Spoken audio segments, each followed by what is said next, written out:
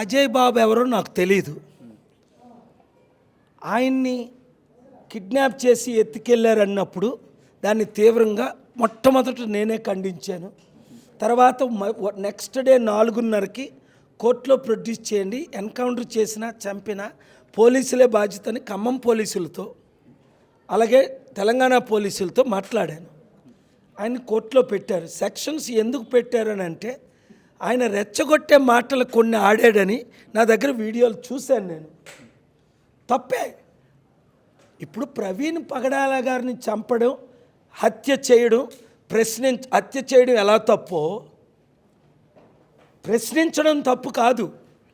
బూతులు తిట్టి వాణ్ణి కోసేస్తా, వాణ్ణి లేపేస్తా, పవన్ కళ్యాణ్ అంటాడే బట్టలు ఓడగొట్టి ఇచ్చేస్తానని, అలాంటి మాటలు పిచ్చి పిచ్చి మాటలు పాస్టర్లు ఆడకూడదు, ములానాస్ ఆడకూడదు. ఒకటి నెల్లూరు ముస్లిముడు, ప్రవీణ్ పగడాల నీ కళ్ళు పీకేస్తా, నీ నాలుగు కోసేస్తా. మరి ఆడిని అరెస్ట్ చేశారా? పవన్ కళ్యాణ్ అరెస్ట్ చేశారా? పిచ్చి పిచ్చి మాట్లాడినప్పుడు బట్టలు ఊడి పీకేస్తా అన్నాడు పవన్ కళ్యాణ్. నా దగ్గర వీడియోలు ఉన్నాయి. మరి పవన్ కళ్యాణ్కి అయితే ఒక చట్టం, అజయ్ బాబుకి అయితే ఇంకొక చట్టం, ముస్లిం లీడర్కి అయితే ఒక చట్టం. ఇది తీవ్రంగా ఖండిస్తున్నాం. ప్రశ్నించండి, పిచ్చి పిచ్చి వాగకండి. చట్టం ఒకటే, కాకపోతే క్రిస్టియన్ పట్ల ఒక రకంగా వ్యవహరిస్తారు, ఇందులో పట్ల ఒక రకంగా. అది చట్టం ఒకటే, కానీ దాన్ని అరెస్ట్ చేయడం అప్పుడు నేను తిట్టాను కదా. ఒక రవీందర్ రెడ్డి అజయ్ బాబు మీద కేసు పెడితే ఉప్పల్లో 20 నిమిషాల్లో ఎఫ్ఐఆర్ అయింది. ఆ పేరు ఎవడో నాకు తెలియదు, రవీందర్ రెడ్డి గారి పేరు. ఈ రేవంత్ రెడ్డి ఎఫ్ఐఆర్ చేయించాడా? 48 గంటల్లో అరెస్ట్ చేసేసారు. మరి నేనే అక్టోబర్ 7న పంజాగొట్టెళ్ళి సబ్ ఇన్స్పెక్టర్ ప్రదీప్కి ఎఫ్ఐఆర్ నేను ఇచ్చాను, ఒక ప్రపంచ లీడర్ని. ఈరోజు కూడా ట్రంప్, మోదీ లీడర్స్ నా ముందు ఈరోజు నిలబడతారు, ఇక్కడ ముఖ్యమంత్రులు ఎలాగో. మరి నేను ఇచ్చిన ఎఫ్ఐఆర్ ఎందుకు, నేను ఇచ్చిన కంప్లైంట్ పవన్ కళ్యాణ్ మీద ఇంతవరకు 6 నెలలకి ఎందుకు ఎఫ్ఐఆర్ చేయలేదు? పవన్ కళ్యాణ్కి నోటీసులు ఎందుకు ఇవ్వలేదు? పవన్ కళ్యాణ్ ఎందుకు అరెస్ట్ చేయలేదు? అజయ్ బాబు మాట్లాడిందని తీవ్రంగా ఖండిస్తున్నాను. మరి పవన్ కళ్యాణ్ మాట్లాడింది తీవ్రంగా ఖండిస్తాను. ఒక క్రిస్టియన్ పాస్టర్ని అయితే మీరు ఇమీడియట్గా అరెస్ట్ చేస్తారు. అది కూడా ఒక హిందూ ధర్మ ప్రెసిడెంటు రవీందర్ రెడ్డి రేవంత్ రెడ్డికి కంప్లైంట్ ఇస్తే, హోమ్ మినిస్టర్ రేవంత్ రెడ్డే కదా. మరి ఒక డాక్టర్ కేఏ పాల్ ప్రపంచ శాంతి దూత కంప్లైంట్ ఇస్తే మీరు పట్టించుకోరు. మిమ్మల్ని కూడా అరెస్ట్ చేయిస్తా, ఎవరిని విడిచిపెట్టేదే లేదు. చట్టం మీరు చేతిలో తీసుకుంటే వదిలేది లేదు. నాకు థ్రెట్ ఉందని పదే చెప్తున్నా అజయ్ బాబు. సో మీరు ఏమన్నా వాళ్ళకు అడ్వైజ్ చేయగలుగుతారా, లేకపోతే ఎలా కాపాడుకోగలుగుతారా అజయ్ బాబును? థ్రెట్ ఉంది అంటే గవర్నమెంట్ బాధ్యత, ముఖ్యమంత్రిగా రేవంత్ రెడ్డి బాధ్యత అజయ్ బాబుని కాపాడుకోవడం. ఆయన్ని కాపాడాలని నేను డిమాండ్ చేస్తున్నాను. అడిగితే కూడా ప్రొటెక్షన్ ఇస్తలేరని చెప్పి చెప్తుండు. ప్రొటెక్షన్ ఇవ్వాలి. అలాగని అజయ్ బాబు నువ్వు పిచ్చి పిచ్చి వాగద్దు, శాంతిగా ఉండు. మీ భార్య, పిల్లలు, కుటుంబం ఆత్మహత్య చేసుకుంటానన్నారని వద్దని నేను రిలీజ్ చేశాను వీడియో. ఫస్ట్ నేనే రిలీజ్ చేశాను. బెయిల్ నేను ఒక సెలవులు కదా, ఇప్పుడు ఫ్యూ డేస్ చూస్తాను. బెయిల్ ఇవ్వకపోతే నేనే ఫైట్ చేసి బెయిల్ ఇప్పిస్తాను. పాస్టర్లు అందరూ కూడా భయపడుతున్న పరిస్థితి అని చెప్పొచ్చు. అంటే ప్రవీణ్ పగడాల గురించి కావచ్చు, లేకపోతే ఈయన గురించి కానీ భయపడుతున్నారు. ఇలాంటి ధైర్యం ఇస్తున్నారు. అంటే ఈ మతోన్మాదులు ఏం చేస్తున్నారంటే పాస్టర్ని భయపెట్టి, మణిపూర్లో 1000 మంది పాస్టర్లు కనిపించట్లేదు, లక్షల మంది దేవుని బిడ్డలు కనిపించట్లేదు. మణిపూర్లో 2-3 వేల చర్చిలను తగలబెట్టేశారు. ఎవరు చేశారు? ఈ మతోన్మాదులే. ఇప్పటికైనా నరేంద్ర మోదీ ప్రైమ్ మినిస్టర్గా అక్కడికి వెళ్ళాడా?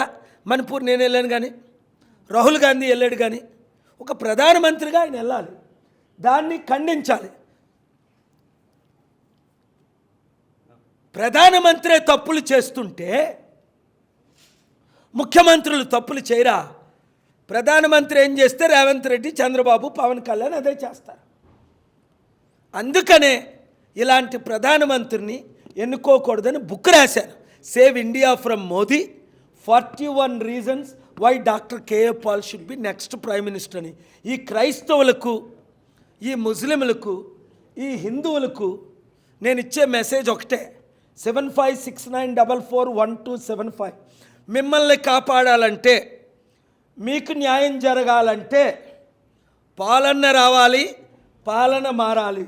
లేదా ఇంకా వచ్చే సంవత్సరాలు ఇప్పటికే నేను దాడులు జరుగుతాయని చెప్పానా లేదా? జరుగుతున్నాయా లేదా? మిమ్మల్ని చంపేస్తారని చెప్పానా లేదా? వాళ్ళు చంపేస్తున్నారా లేదా? మిమ్మల్ని అవినీతిగా కేసులు పెడతారు, మిమ్మల్ని అయితే జైల్లో పెడతారు, వాళ్ళనైతే ఉప ముఖ్యమంత్రి పదవులు ఇస్తారని చెప్పానా లేదా? అవే జరుగుతున్నాయి. కనుక మనందరూ ఒకటవ్వాలి. హిందూ, ముస్లిం, క్రిస్టియన్, నాస్తికులు, ఉద్యోగులు, నిరుద్యోగులు, కార్మికులు, కర్షకులు అందరూ ఒకటైపోవాలి. ముఖ్యంగా మీ మీడియా వాళ్ళు. మీరు ఒక్కొక్కరు 7569441275. ఇప్పుడు నువ్వు నా బిడ్డ వయసు, నువ్వు అనుకుంటే లక్షల మందిని నువ్వు జాయిన్ చేయగలవు. మీడియాలో కూడా ఈక్వల్. ఆర్టికల్ 14 అందరికీ సమానమే. ఆర్టికల్ 19 ఫ్రీడమ్ ఆఫ్ స్పీచ్ ఎలాగుందో, ఆర్టికల్ 21 రైట్ టు లైఫ్ ఎలాగుందో, ఆర్టికల్ 25 రిలీజియస్ ఫ్రీడమ్ ఎలాగుందో, మీరు కూడా మీ ఛానల్లో వాచ్ చేస్తున్న వారందరూ 100,000 మందికి పంపించండి, ఫార్వర్డ్ చేయండి. ఇది ప్రతి ఒక్కరిని రీచ్ అయినంత వరకు మీరేం చేయాలి? ఎంజాయ్ చేయడం కాదు, రీల్స్ చూడడం కాదు, గ్రూపులు పెట్టాలి. 7569441275 గ్రూపులు పెట్టాలి. 100 మందిని జాయిన్ చేయాలి. శర్మిలా పార్టీ క్లోజ్ అయిపోయింది, కోదండరామ్ పార్టీ క్లోజ్ అయిపోయింది, సిపిఐ సిపిఎం ఆల్మోస్ట్ ఫినిష్ అయిపోయినాయి కంట్రీలో. ఆర్ఎస్ఎస్ ప్రవీణ్ క్లోజ్ అయిపోయాడు, అమ్ముడు పోయారు.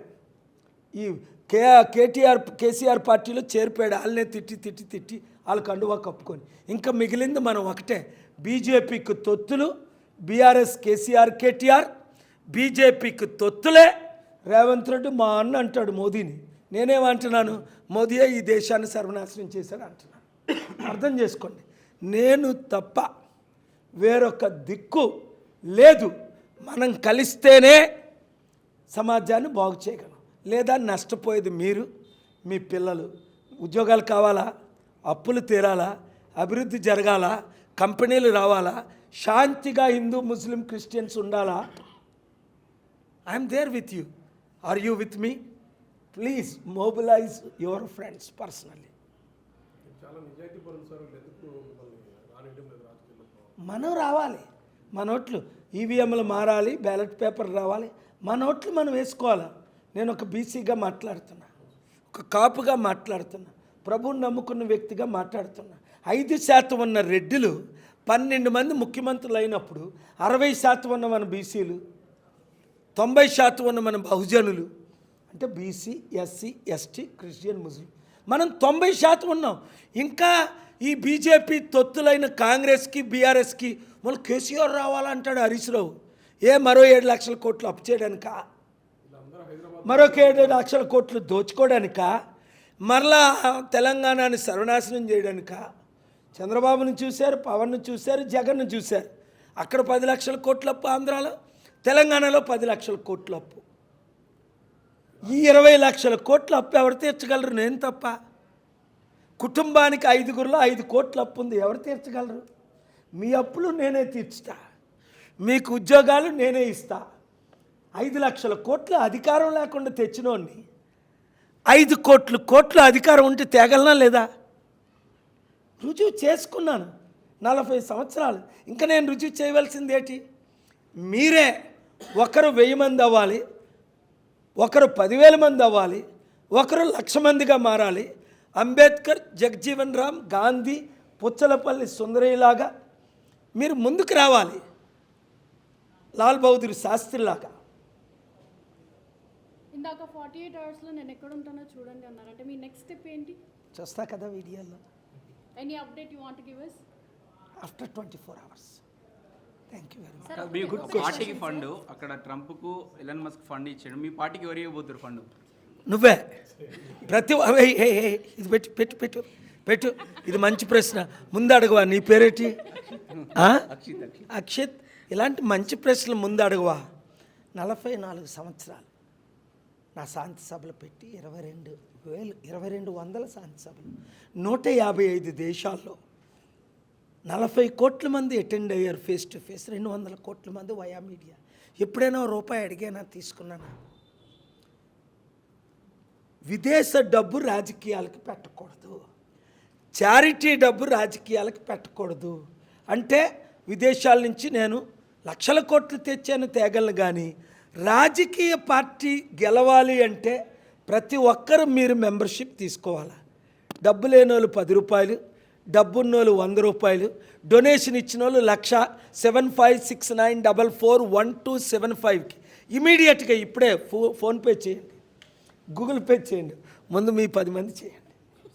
10 మందితో 10 రూపాయలు అయితే 10 రూపాయలు, 100 రూపాయలు అయితే 100 రూపాయలు. మస్కును ఒకసారి కలవచ్చు కదా మీరు. కలిసాం. మస్క్ డబ్బులు ఇచ్చినా పార్టీ తీసుకోకూడదు, మళ్ళీ జైల్లో పెడతారు. 1,00,000 రూపాయలు అవినీతి చేశాడని ఒక బీజేపీ ప్రెసిడెంట్ నా మిత్రుడు బంగారు లక్ష్మణ్ని 4 సంవత్సరాలు జైల్లో పెట్టారు. ఇప్పుడున్న వాళ్ళందరూ లక్షల కోట్లు దొంగలు, గజ దొంగలు. నేనే కానీ 1,00,000 రూపాయలు విదేశం నుంచి పార్టీకి తీసుకుంటే ఇండియన్స్ ఇవ్వచ్చు, ఎక్కడున్నా అమెరికన్ సిటిజన్స్ అయినా ఇండియన్ ఒరిజిన్ ఉన్నోళ్ళు $1,000 ఇవ్వండి, 7569441275కి ₹1,00,00,000 ఇవ్వండి. దేవుడు మీకు 100 రెట్లు ఎక్కువ ఇచ్చినట్టు నేను ప్రార్థిస్తాను. ప్రతి ఒక్కరూ 10 రూపాయలు కట్టండి, 100 రూపాయలు కట్టండి, 1000 రూపాయలు కట్టండి, 1,00,000 రూపాయలు కట్టండి. ₹1,00,00,000 ఇచ్చిన వాళ్ళు కూడా రండి, నన్ను కలవండి. 16వ తారీఖు తర్వాత ఇదే హైదరాబాద్ ఆఫీస్లో నన్ను కలవండి. నిజంగా మీరు ఫండ్ రేజ్ చేయండి. నిజాయితీగా చెప్తారు, నిజాయితీగా అడుగుతారు. అలాంటిది ప్రవీణ్ పగడాల గారి హత్య తర్వాత అజయ్ బాబు కానీ అలాగే అభినయ్ దర్శన్ కానీ కొంతమంది క్రిస్టియన్స్ ఒక మాట అంటున్నారు సార్. ఏమంటున్నారంటే ఏపీ ప్రభుత్వం కానీ తెలంగాణ ప్రభుత్వం కానీ మా క్రిస్టియన్స్ ఓట్లతోనే గెలిచారు, మేము గెలిపించాము అన్నారు. మరి మీకెందుకు సార్ సపోర్ట్గా నిలబడట్లేదు అదే క్రిస్టియన్? అప్పుడు మనం పోటీ చేయలేదు. 2024లో ప్రజాశాంతి పార్టీ ఎంపీ ఎలక్షన్లో నేను తప్ప ఎవరి క్యాండిడేట్లు పెట్టలేదు. 42 ఎంపీలు, 275 ఎమ్మెల్యేలు. ఇప్పుడు మీరన్న పేర్లు కూడా వారందరూ నాతోనే ఉన్నారు. ఆ దర్శన్ ఏం పేరు అన్నారు? అభినయ్ దర్శన్. ఎవరి ద్వారా? కిషోర్ ద్వారా. ఎవరి ద్వారా? ఫోన్ కూడా చేశారు. నేను కూడా ఆయనతో మాట్లాడతాను, అందరితో మాట్లాడతాను. క్రైస్తవులందరూ, ముస్లింలందరూ, హైందవులందరూ, నాస్తికులందరూ బాగా డబ్బు, బ్లాక్ డబ్బు ఉందే, మీరు తిరుపతి పట్టుకెళ్తారే, కొంత ఇటు కూడా తీసుకురండి. అంటే ఇప్పుడు జరిగిన సంఘటన దృష్టిలో పెట్టుకొని నెక్స్ట్ మరి మీకే సపోర్ట్ చేయొచ్చా? 100%. నువ్వు కళ్ళు మూసుకొని ఒకసారి అడుగు, నీ పేరేంటి? నిర్మల. నువ్వు కన్ను మూసుకొని ఆలోచించు. మళ్ళా జగన్కి సపోర్ట్ చేద్దామా, పవన్కా, చంద్రబాబుకా, రేవంత్ రెడ్డికా, బీజేపీ తొత్తులకా, కేసీఆర్కా, కేటీఆర్కా, ఆ 3 కులాలకా, లేదా మన బహుజనులకా? ఒక్కసారి అను. కేఏ పాల్ గారికి. చూసావా, నీ పేరు ఇందాక చెప్పావు, నవనీత. మరి మిమ్మల్ని ఎవరిని నేను మర్చిపోను. అక్షిత్, నిన్ను అసలే మర్చిపోను. నువ్వు ఆ కాషాయ వస్త్రాలు ధరించుకునే రానా దానికి. సార్ ఇది ఒకటి, పాదయాత్ర చేసిన వాళ్ళు పాదయాత్ర చేసిన వాళ్ళు అందరు సీఎం అయ్యారు, మీరు మరి పాదయాత్ర అయ్యారా?